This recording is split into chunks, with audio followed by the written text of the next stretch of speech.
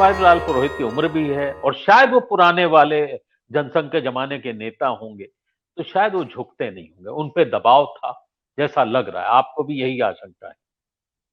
नहीं, मुझे आशंका भी है और एक मन में जो खबरें मिल रही हैं वो भी हैं। वो पुराने जनसंघ के नहीं है, वो पुराने कांग्रेसी हैं। वो उनका मूल जो संस्कार है वो कांग्रेस का है, इंदिरा जी के जमाने का है। मतलब वो तो इसलिए बहुत सिद्धांत के आदमी है। मैंने अपनी एक बात कही थी कि प्रमोद महाजन से उन्होंने प्रमोद महाजन के सामने उनकी बात मानने से झुकने से इनकार कर दिया 1999 में, और पार्टी छोड़ दी थी उसके कारण। तो आप हो सकता है अगला कदम ये सुने कि बनवारी लाल पुरोहित ने पार्टी छोड़ दी है। आपको प्रतीक्षा करनी चाहिए। वो बहुत प्रतिष्ठित व्यक्ति हैं नागपुर के। और देखिए, एक चीज जो है इम्पोर्टेंट ये है कि बिहार का राज्यपाल नीतीश कुमार के मामले में किस तरह से एक्ट करता है।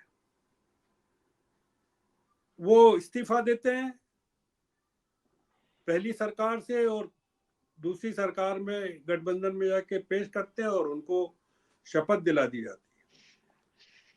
झारखंड का जो राज्यपाल है वो किस तरह से बर्ताव करता है कि वो 2 दिन तक लटका के रखता है चंपाई सोरेन को। और हेमंत सोरेन तो पब्लिकली आरोप भी लगाते हैं कॉन्स्पिरेसी का राजभवन की। और एक तीसरे राज्यपाल हैं जो इस्तीफा दे देते हैं। और ये घटनाक्रम सब साथ में हो रहा है। ये चंडीगढ़ का जो ऑपरेशन है अमरीश जी, ये बहुत गंभीर घटना है। ये चंडीगढ़ का ऑपरेशन नहीं है, ये देश का ऑपरेशन है। इसमें बंगलिंग कर दी इन्होंने,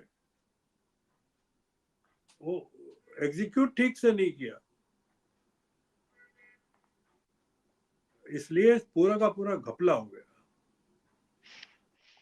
और वो घपला ठीक हुआ, अच्छा हुआ विपक्ष के लिए, पर देश को इसकी जानकारी नहीं मिल रही है ठीक से।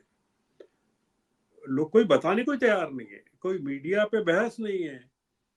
मैंने जैसे उठाया ना मुद्दा राज्यपाल के इस्तीफे का, मैं चंडीगढ़ की बात ही नहीं कर रहा हूँ, मैं राज्यपाल के इस्तीफे की बात कर रहा हूँ। भैया आपने क्यों दे दिया इस्तीफा? आप कुछ तो बताओगे कि नहीं? आपने ये भी नहीं कहा कि बीमार हो गए आप, वो प्रिसाइडिंग ऑफिसर जैसे बीमार पड़ गया था।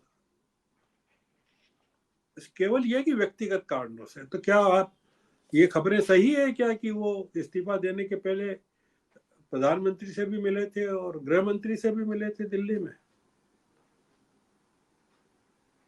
तो क्या उनसे इस्तीफा देने को कहा गया कि उन्होंने मर्जी से दिया? क्या देश को जानने का अधिकार है कि नहीं? ये मुद्दा है कि देश को जानने का अधिकार है कि नहीं, कि भाई क्या चल क्या रहा है, देश के भविष्य को लेकर चल क्या रहा है। क्या आप पार्लियामेंट में बजट पर राज्यपाल राष्ट्रपति के अभिभाषण के बाद जो बजट पर उनके भाषण का जो हुआ उस पर जवाब दे रहे हैं प्रधानमंत्री, उसमें कुछ कह रहे हैं और पंजाब में हरियाणा यहाँ अलग, झारखंड में और बिहार में कुछ अलग घटनाएं हो रही है। तो इनका सबका कोई आपस में संबंध है कि नहीं? या गोवा में जो हुआ था उसका, या जो महाराष्ट्र में जो हुआ उसका, इनका कोई आपस में कनेक्शन है कि नहीं? या एक राज्यपाल तमिलनाडु में सारे फैसले रोक के बैठा है,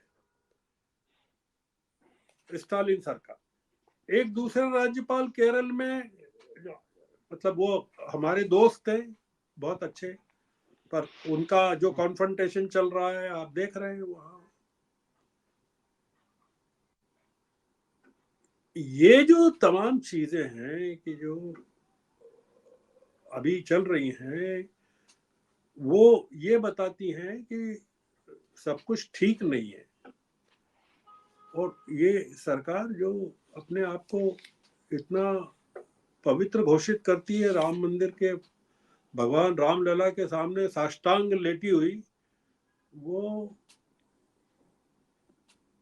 उसके इरादे उतने पवित्र नहीं है जो लोगों को समझ में आना चाहिए। ये कुल मिला के मुद्दा है और इस पर बहस होनी चाहिए पब्लिकली, ये कि भाई ये क्या हो क्या रहा है, डिबेट होनी चाहिए।